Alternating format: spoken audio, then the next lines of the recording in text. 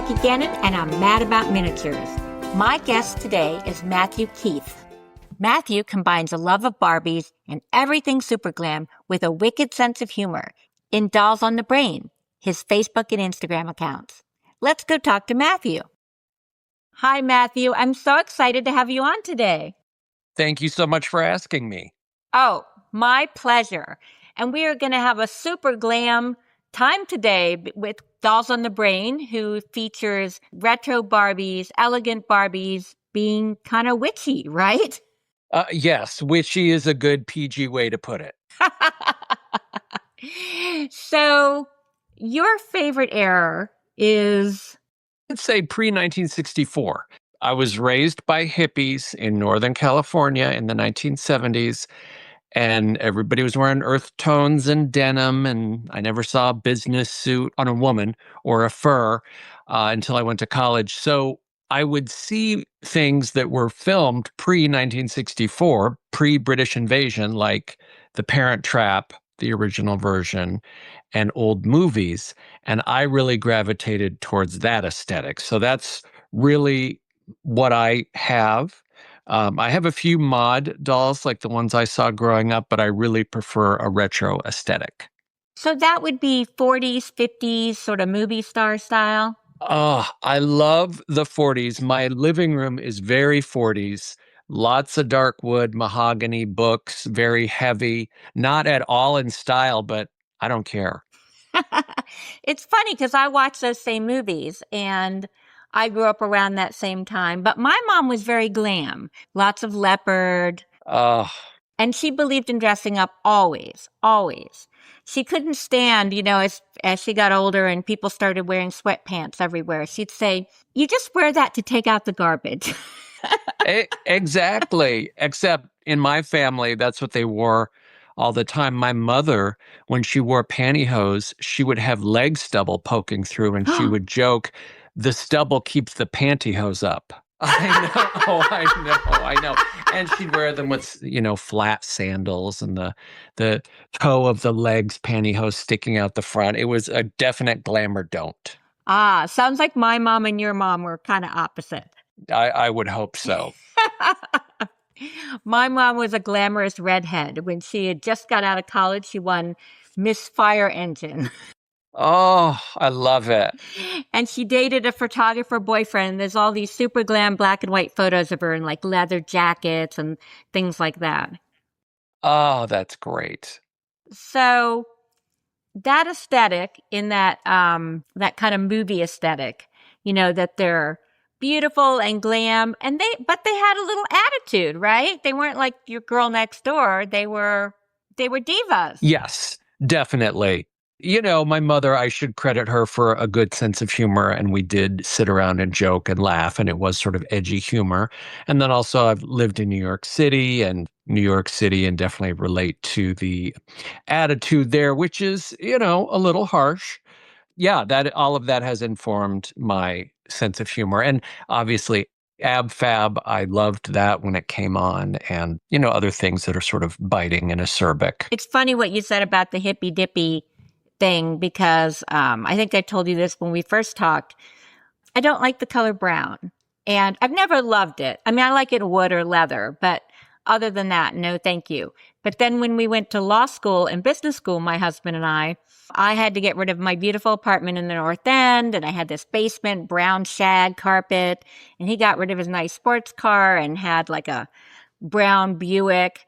And so for me, it took many years before it wasn't the color of poverty. Yes. To me, it's the color of hippies and having to go to family folk life camp on the weekends in the mountains and listen to all these hippies. Oh, and their ponchos and their denim and their bare feet play their hammered dulcimers. And you know what? Listening to us right now is somebody who grew up in New York with all that fashion, and they were like, I would have killed to have a hippy dippy childhood. Exactly. I know. You want what you can't have. I would wear wingtips and listen to big band music. And since that's what my grandfather did, my mother would be like, oh, why are you wearing those shoes? Why are you listening to that music? And you also were the only blonde, right? You kind of stuck out in a couple. Yes. Blonde like Barbie. I was the blonde sheep. Everybody else was a dour brunette and I was like the fun-loving blonde, wore primary colors, high spirits, definitely stood out. Wow, you were like Barbie from day one. Yeah, and that's why I gravitated to her because in my house, I didn't really fit in with any of the people, but then I saw a Barbie across the street at my friend Cheryl's house and I was like, "Oh, she's blonde. Oh, she's smiling. Oh, she likes to wear bright colors. Great. This is like my imaginary sister." Wow. And so you would play, what did the girls think when you played with Barbies over at their house? You know what? The girls were really cool. The mothers, not so much. And I knew, like, sadly, I kind of kept one ear cocked for, the mothers. But the girls were great. That's so interesting. And your parents weren't big on you playing with Barbies either, were they? No, and I didn't really realize this, but other people have pointed out it's kind of ironic that they were living this hippie lifestyle, but then they were so conservative in terms of gender roles. And it was accepted practice in those days to try to masculinize feminine boys. There was a thing about it on 60 Minutes years ago. So, I had to go to soccer classes and do a version of the Boy Scouts. But dolls were definitely not allowed. Anything I asked for like that, it was a definite no. Wow. It's interesting because my youngest son, who's very sporty, very, very little boy, but he found a Barbie probably when he was like 3 or 4, maybe 5. And he just fell in love with it and he carried it everywhere for like a week. And I didn't care. I thought it was great. But then he wanted to take it over to his friend's house, and I knew that his friend would make fun of him, and I didn't know what to do. Kind of tried to get him to take something else without saying why, but I also didn't want to say it's bad. You know what I mean? I mean, I really felt Hmm. I really wish I had known what to do. So I let him take it, and he came home, and he was very upset, and he flushed it through the toilet, which is terrible because Barbie doesn't flush well in the toilet. So Grandpa had to come over and fish her out. I've always felt I could have handled that better. I did the best I could, but I don't think it was a solid A. Yeah, I mean, it's a tough situation. Tried talking to him like it's okay, but by that time it was too much. Well, and you hope kids are going to be more evolved, but they're not. Yeah, it's tough.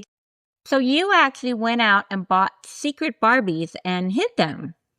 I did. I read this great children's book called The Secret in Miranda's Closet, and it was about a girl with a feminist mother who didn't want her to have dolls. So I could definitely relate because my mother was considered herself a feminist. But anyway, she secretly created this dollhouse for this doll that was given to her, and she had to keep it secret from her mother. So I treated that like a how-to manual, and I bought myself a kissing Barbie secretly as Sears, and my parents didn't find it, and then I bought others. I had 4 total through like 6th grade through freshman year of high school. They never found them. It was great. I got a little bit of glamour amidst all the hippie nonsense. Did you like play with them behind your bed or? Yeah, I hid behind the bed again, one ear cocked. I remember I think the very first time, the first doll I bought was Kissing Barbie, 1979. And my father came home from work and he always yelled in a happy way, "I'm home."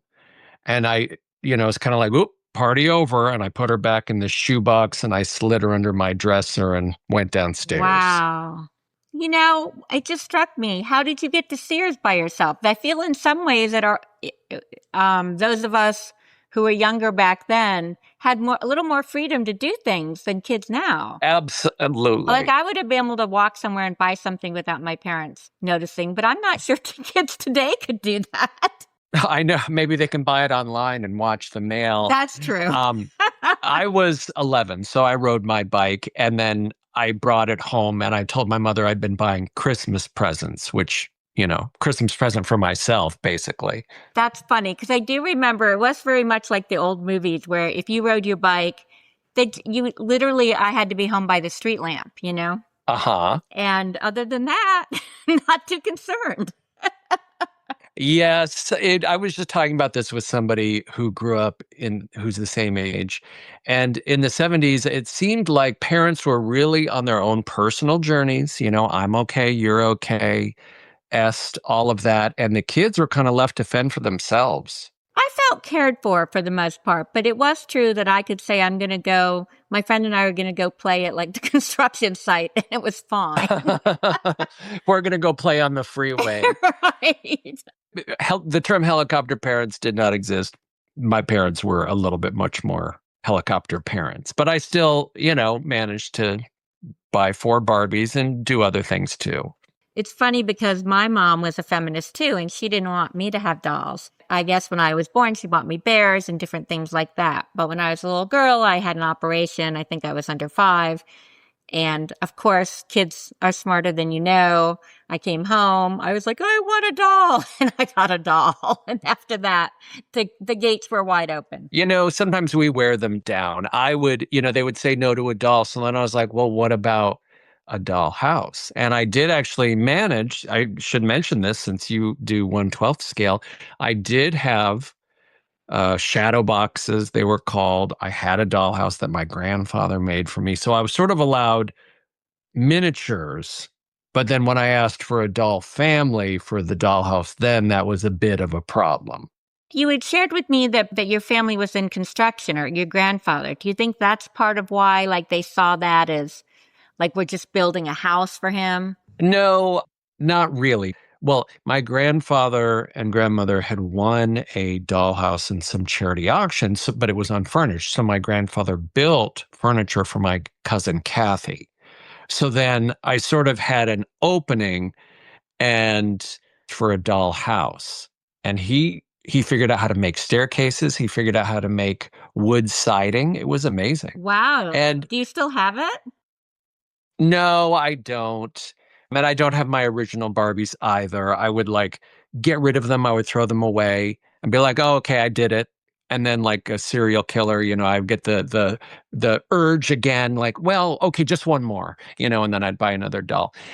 But my grandparents, they were not as tuned in to what kids should or should not be doing. And they also had a different perception of me. I was very polite. They see it as like, give him what he wants. Whereas my parents were like, oh gosh, we have to mold this one into something different. So it's interesting to me that they drew the line at the dolls, but not the dollhouse. But I guess, everyone has their own perception. Well, there were a lot of arts and crafts around during that time. My mother was into arts and crafts too. So I think it was sort of like I was allowed it through sort of a model making diorama loophole. Loophole. I love that. So one of the things I love about your Barbie is your Barbie has an attitude. Attitude problem. Yeah. Well, I mean, it's only a problem if you're in her way. Yeah, exactly. She's that witchy best friend we all wish we had, So I would say your Barbie is super glam, a little bit toxic, right? Well, that's your interpretation. She's very assertive and funny. And when did you start, like, you're sort of famous for your word of the day. And I remember seeing it, like, word of the day is, ambiguous, Mm-hmm. How to be a better witch. Exactly. I'm trying to keep my G rating here. Okay, good. Well, I won't say it. I was trying to do different comedy things. I was writing some of the stuff myself, but also doing scenes from Ab Fab and 30 Rock. And then Chicken Happy Hour did the word of the day, witches. And so I used her audio and it really took off. So then I made that a series. And she is wonderful. She's done a lot of the audio for me and we share ideas. But then I've been lucky enough to have different actresses and voiceover artists do the voices for me. I tried AI twice and that is not, I don't want to support that, and it sounded horrible anyway. Yeah, that's really cool that you've managed to get people to help you with the dialogue and everything. And you do that all the time now. That's become a real signature piece of yours. It is. I think people would love it every day, but they're not going to get it every day. I want to do other things too. I think I told you the other day, people complain if there's no slapping in the video. It's like, okay, I enjoyed Punch and Judy as a child, but there's not going to be slapping and it's not going to be word of the day every single day. So when did the slapping start? That started before the word of the day because I bought this Integrity Toys doll and she's beautiful. She's actually in a post I just posted the day we're recording this, Pretty Woman, but she had enormous hands for some reason, like larger and curved, and all of the fingers are separate. Oh, So I did a video about how she seemed destined to be made to slap people. And then I had her slapping a couple of different types, like a toxic bachelor, a Karen, annoying neighbor. And so when I started the word of the day, I guess, it just kind of went together since I had recently done slapping. and that just went viral where you slapped the other dog. First word of the day went viral. And I actually had done my first viral was audio from Chaotic Kaylee saying, I'm sorry, I was a witch. I got hot and overstimulated. Also, I'm just a witch. And I had done that audio, and that was my first thing that went viral. So it sort of was like the slapping, the word of the day, the B word, all of those things were getting a lot of attention. So I started putting them all together. Ah, I get it. It must be hard. You are so funny and you have so many great memes, but it must be hard to think of so much of that, every day. You know what? I don't have the time to do everything. I have a list. I have more ideas than I can produce. Going back to my mother, she really only responded to me and my brother when we would make her laugh. So we would sit around the dinner table and make jokes. And, that's certainly not the healthiest dynamic, but it did help me see the world in sort of an absurd way. And, you don't want to go around making jokes all the time or making fun of people. That's very unhealthy. But I do feel life is absurd and awkward, and we can certainly laugh at a lot of it. You're only being mean to dolls, you know? Or archetypes, Yes. the person that talks on their phone in a store right behind you. It's not personal. It has certainly been inspired by, the coworker who is always saying, you're not a team player like me or whatever. But I would never deliberately copy someone and try to, lampoon them in a roast type of way. It's just inspired by. Well, we all have a coworker like that. when I retired, I blocked her the day before. So I was like, when I'm not getting paid, I will not be talking to you anymore. Girl, bye. I think that's why it's like a guilty pleasure, because when you watch yours, like you see those people, you know who they are in your life or in someone else's life. You can relate to it. We cannot slap people. We cannot dismiss them in that way. We just have to take it a lot of the time, especially if you work in customer service. So it's escapist. So it's an outlet. Exactly. Well, we all have to have a healthy outlet, right? Yeah. Well, just saying, like our hobbies are a healthy outlet. Oh, yes, of course they are. So where do you start? Do you start with the idea? Do you start with getting everybody all glammed up? I usually start with the idea and the script. I love to take glamour photos. That's what I would prefer to do. And sometimes I do take glamour photos and then try to come up with the words after the fact. And those very rarely do well. It really has to start with the words and the idea and then work backwards. So I'll cast the dolls and choose their clothes and the sets and film it when I know exactly what it's going to be. Oh, that would be a great idea. You should, for a little skit, you should show yourself casting the dolls. I share it with my subscribers. I do like costume tests, because you have to see what colors pop against the background. And also, the iPhone is not always great at photographing black clothes. So I will do wardrobe tests. I love that. So these little Barbies have to try out. They have to try out, absolutely. And you can't use the same one back to back. And there's all sorts of things that go into it. So with Barbies, you have what? Over 1,000? Yes. The other thing I love about you And of course, everyone's free to do what they want. But I kind of love that you don't keep them in a box because I wouldn't be able to keep them in a box. Yeah. It's too much like being a child and not being able to have them. I want to take them out and Put them in the scenes. exactly. And some of them come with too many frills and bows, and I'll take those off or redress them or this and that. So I also know that you have a couple favorites and you buy duplicates of those. And I was thinking about that. Does it just give you a sense that, like, if the first 29 get lost, I'll still have one? Do you put one in every room in case there's a flood? Like, I'm trying to figure that out. No. I feel like I'm in the Barbie room right now, and I feel like it's visual overload. They're all in one room. I feel a little bad. It's kind of like Anne Frank, you stay in this section of the house only. No, the enjoyment, ones that I really like look good in pretty much anything. So I know I can redress them. And, my two favorites are the Swirl Repro from, I think it was 2009. So she's getting harder to find. So if I find her at a good price with good eyes, with good hair, I'll buy her because I know eventually she's going to be harder to find. And then I also like the original astronaut reproduction, and she's also getting harder to find with good eyes and good hair. A lot of times her bangs are messed up, or her right eye is looking off to the side, kind of wall-eyed. So it gives me a reason to buy them. Like, oh, well, this doll isn't going to be $100 forever. I might as well get it. How many duplicates do you have of those? Well, I think I have more than 30 of the blonde Swirl Repro. She's the one that came in the pink gingham dancing doll outfit. And the designer Bill Greening did that reproduction. And I joke with him whenever I see him. He'll be like, oh, how many do you have now? And I'll say, like, I think it was 27 for a while. Now I think it's over 30. The other one, the blonde astronaut, I would say maybe 10.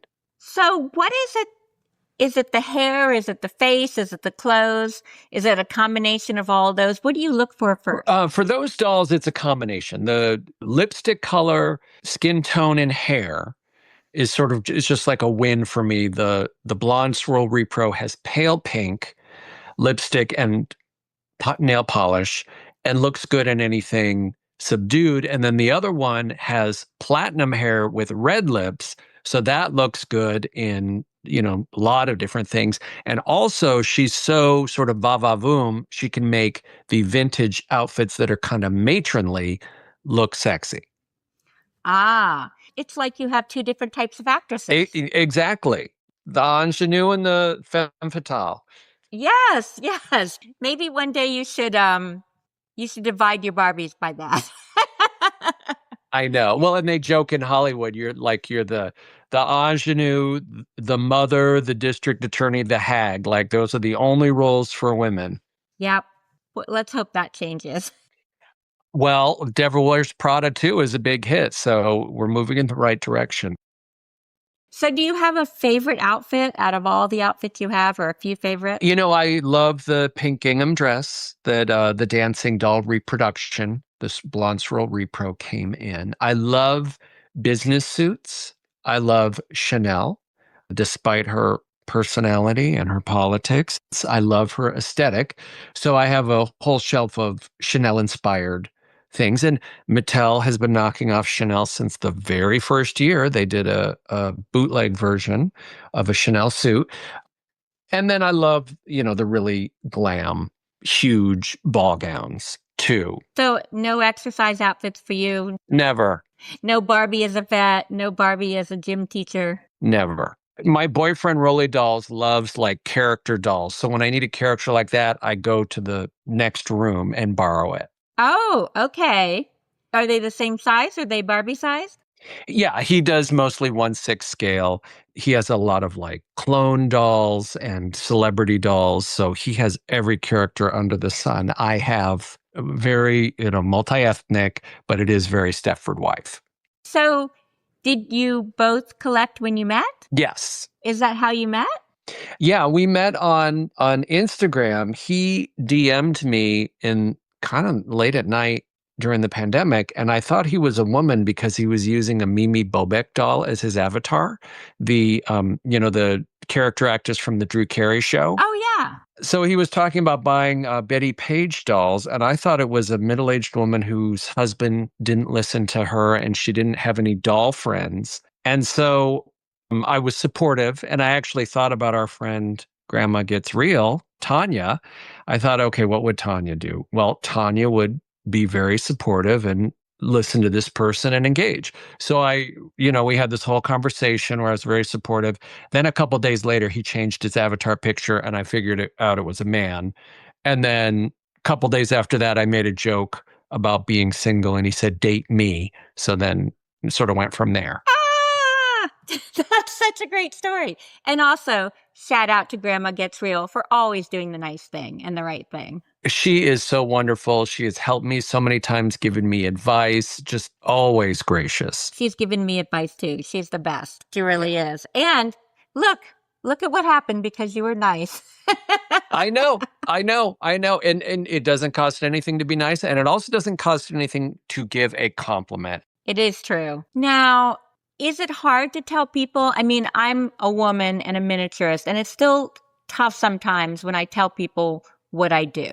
Like I recently hurt my hand and I had to go to OT, and I was trying to explain that I do miniatures. And the guy was just like, he wasn't mean about it. He just kept saying, "What are miniatures?" Like he just couldn't comprehend in his headspace what I was talking about. So is it ever tough to tell people what you're into? Not anymore. Because you're so well known. Well, I don't know about that, but I've just gotten inured to it. I had a piece about being a Barbie collector published in the LA Times right when I had gotten a corporate job, and I didn't think anybody would read it because it was on a Saturday. They all read it. And so that was sort of trial by fire, and like a very loud woman came into the office. "Oh, I loved your article." And she did this whole monologue, and you could just dead silence. Everybody in all the other cubicles was listening. And then there were some whispered conversations afterwards. But whatever, I just made a joke. I said, "Well, now you know what to get me for Christmas." And then Exactly. when I went back to the classroom and my students discovered my social media one summer. So I went back in August for the school year, and I knew they would, have something to say. And they all a couple ran up to me the first day and they're like, "We saw you collect Barbies." And I was just like, "Yeah, that was in the LA Times 10 years ago. You guys should have Googled me." Like always Google your teachers. Oh, and then they used to call each other weird. And I would say, "We're all weird. You know how weird I am. You found my social media." Oh, I love that. It's Yeah, true. It's true. We're all weird in our own way.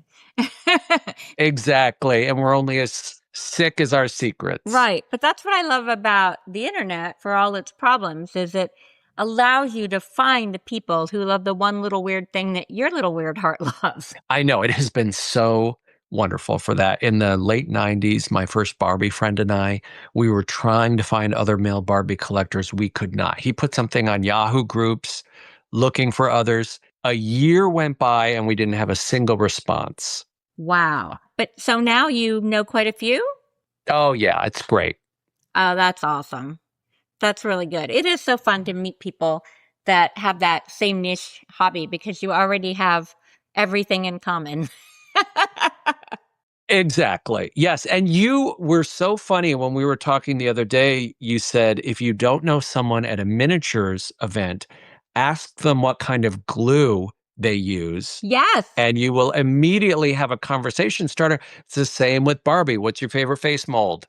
Oh, your favorite. And how many face molds are there? Like thousands? I Hundreds? don't know. There's a really great website that I direct people to when they ask for, a mini me. And if anybody is curious, just DM me and I'll send you the link. But I don't know how many there are officially. But there's quite a few. Oh, yes, many, many. You like them with the closed lips, is that right? You don't like them with the teeth. I do. I like the closed mouth. It's more neutral and you can put them in different situations. And people even sometimes comment that I changed the faces. Well, no, I didn't. They're projecting what they think onto that neutral face based on the body language and the situation. I did not. I had Barbies growing up, of course. I had a Barbie dream house, which I loved, but I didn't realize how many different faces, hair, how different they could look. I think I think I started to once become friends with Grandma Gets Real, but I went to that Barbie exhibit that was in London at the time, and I was really amazed by just the variety. Yeah. Well, and they tend to make a certain thing for a couple of years. So when you're a kid, you just kind of see the same thing. Oh, yes, Um, that's probably true. because when I was a kid, it was just the twists and turns everywhere. But yeah, she certainly changes, and there's different face molds that express are used for different things. That's interesting. Yes, if you want to make friends with a miniaturist or start a conversation, you ask them about glue because everyone uses about 5 or 10 different kinds of glue. 5 or 10, I love it. Oh, yeah, because, well, there's reasons we all have so much glue. And people will, so I usually ask everyone.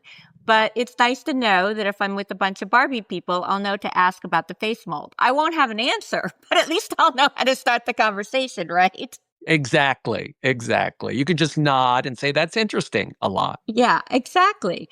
And does the hair matter a lot? Can you style her hair or is that pretty hard? No, I can style hair. My first Barbie friend taught me. He used these books by Ricky LaChance, who is still around, a doll artist. And I think a lot of people do it kind of because sometimes it can arrive messed up just through for whatever reason. The hair is not that hard. I would never try to repaint a face because I drink too much coffee and Parkinson's runs in my family and it's probably going to hit any second. So hair is what I can do, and that's it.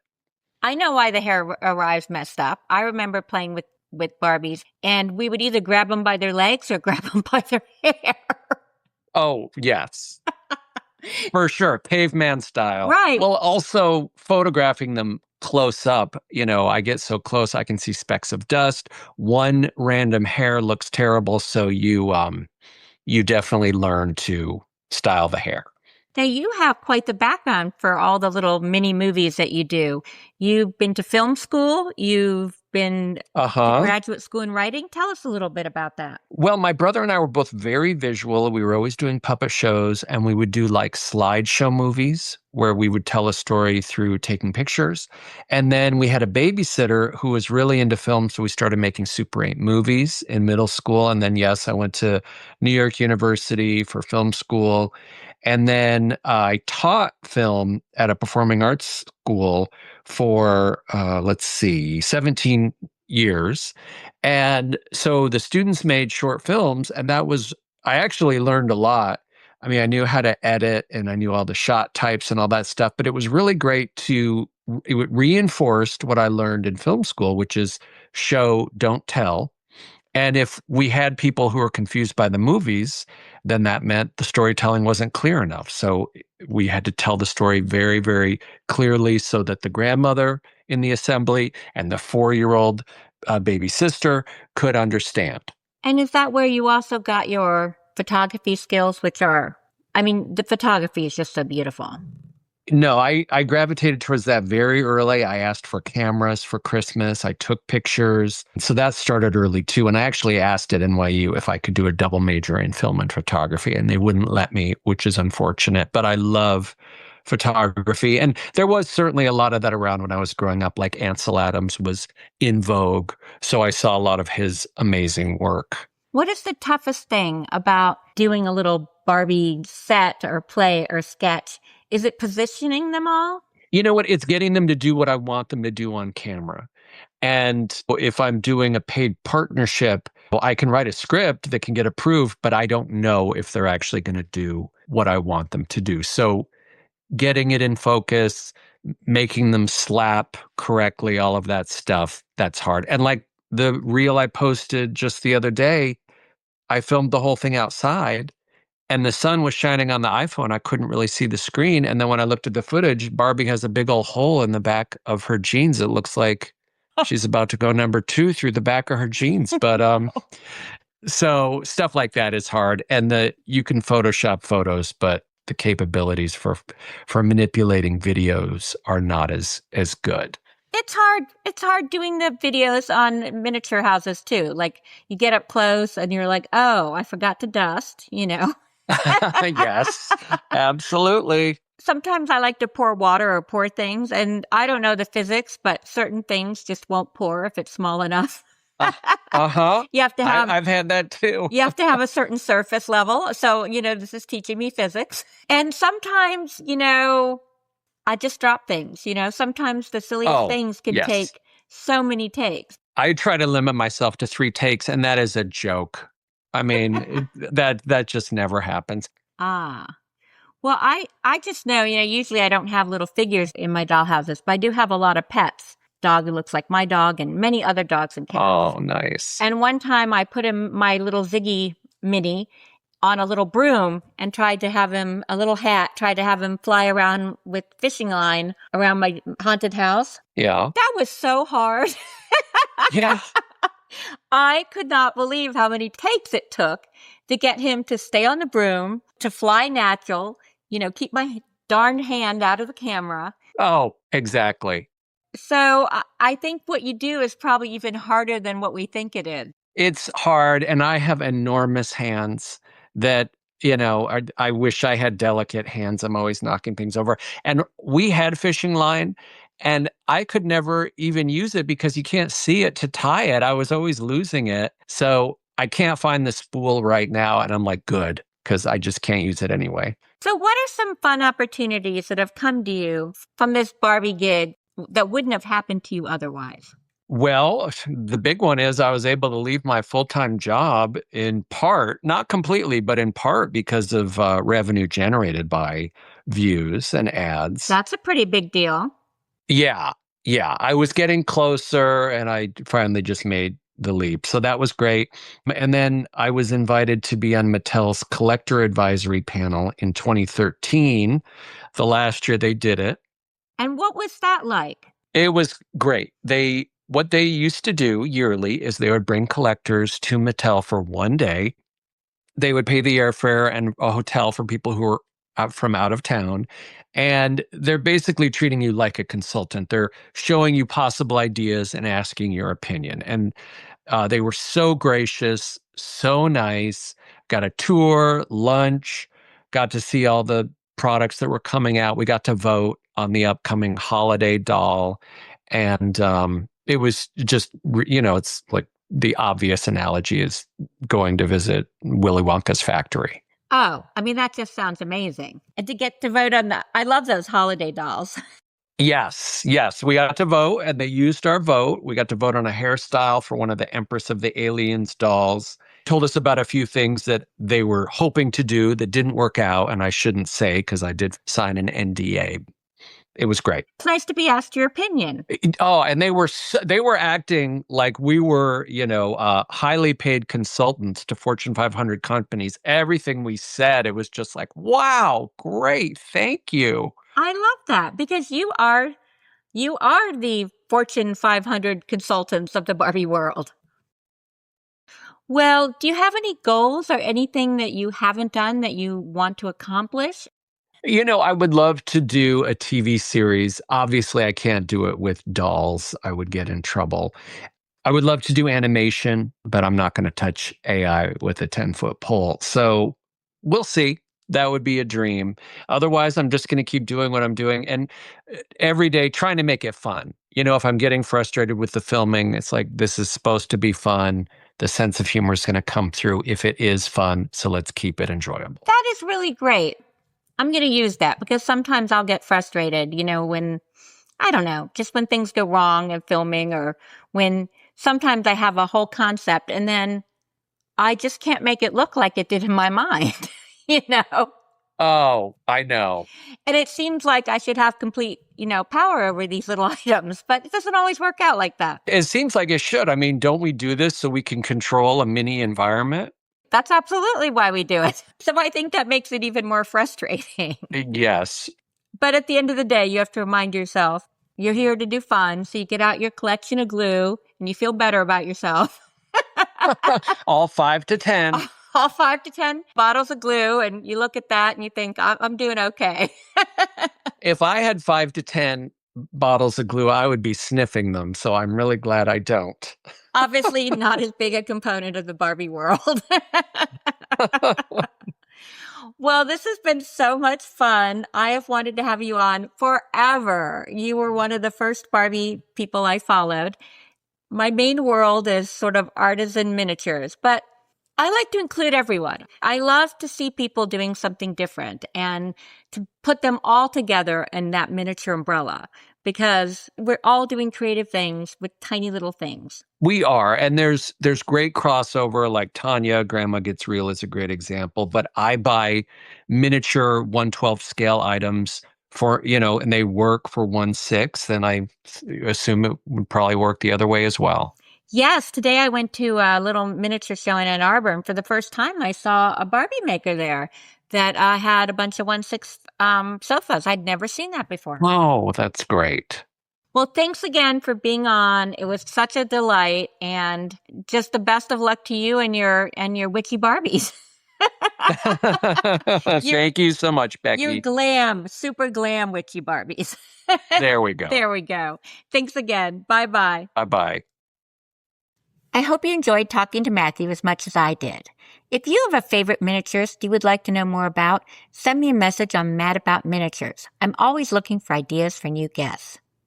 Until next time, remember, there are no rules in your dollhouse except for those you make for yourself. Bye.